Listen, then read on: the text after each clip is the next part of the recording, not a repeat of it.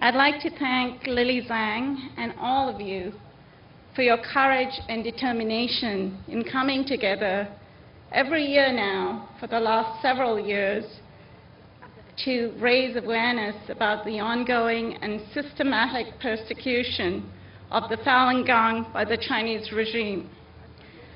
I have been attending this rally for many years and have stood before you on previous hot summer days.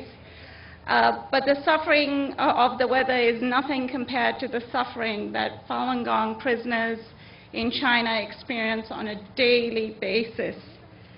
Freedom House is deeply honored to stand here in solidarity with you and demand that the Chinese government respect the human rights and religious freedom of all people who reside within its borders, including the Falun Gong.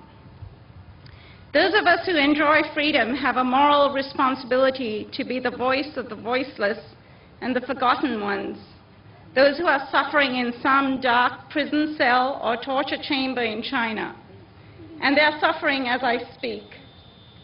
Today, Freedom House stands in strong solidarity with members of the Falun Gong community and all our courageous brothers and sisters around the world who struggle to peacefully practice two of the most fundamental freedoms enshrined in the Universal Declaration of Human Rights, that of free expression and of belief.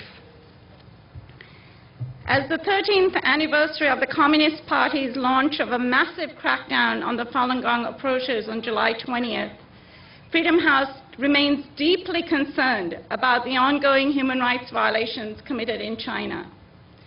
They're committed against Falun Gong practitioners, they're committed against their families, and they're committed against the courageous lawyers who fight on their behalf.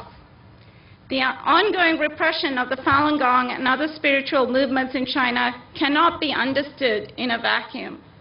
It is part of a broader, more systematic and pervasive intimidation campaign by the Chinese government to suppress free speech, free expression, free assembly, and free association. All these rights, which are fundamental human rights that most of us who live in democracies take for granted. Today, as many of you are painfully aware, Falun Gong members remain among those most severely persecuted in China, alongside the Tibetans, Uyghurs, and other religious minorities that the state considers a threat to its authority. They are targeted for surveillance, imprisonment, re-education, and torture. Tens of thousands of people are estimated to be in detention for their affiliation with Falun Gong, while others face threats, harassment, and systematic discrimination. And many of them are friends and families of all of you who are gathered here today. These are all tactics that the regime uses, a regime that is really terrified of its own citizens, who might one day think freely for themselves and express their thoughts to their friends and families. How subversive is that? In our own annual survey of freedom in the world, Freedom House continues to rank China as one of the most repressive regimes in the world. More than half of the world's population living in countries that Freedom House designates as not free live in China. China has become one of the increasingly small group of countries that we designate the world's worst of the worst. It has been on that list for the almost 40 years in which Freedom House has been monitoring freedom throughout the world.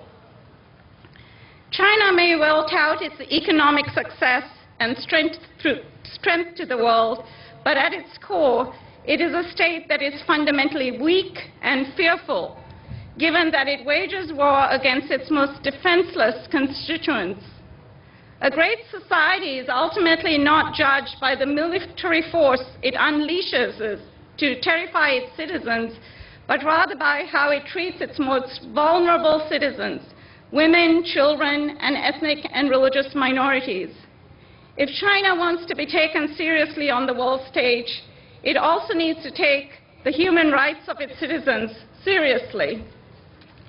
Those of us in the human rights community need to remind China that with great power comes even greater obligations. We demand that the CCP halt its persecution of all religious minorities and immediately release Falun Gong members and all prisoners of conscience. We also ask our own government to keep pushing on human rights with their Chinese counterparts at all levels and not forget that religious freedom forms the bedrock of our own American democracy. I will conclude by reminding you of what the Dalai Lama, a great champion of human rights, once said. Brute force, no matter how strongly applied, can never subdue the basic human desire for freedom.